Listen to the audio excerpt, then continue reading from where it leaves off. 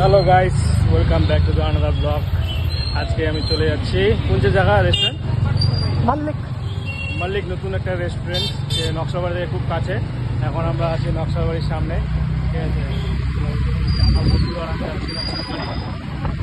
তোমরা যদি এই রেস্টুরেন্টে জানতে যাও তো অবশ্যই আমাদের ভিডিওটা কন্টিনিউ দেখতে হবে, ঠিক আছে। তো দেখা হচ্ছে নেক্সট রাস্তাতে, তোমাকে দেখাচ্ছি কীভাবে যাবো, ঠিক আছে।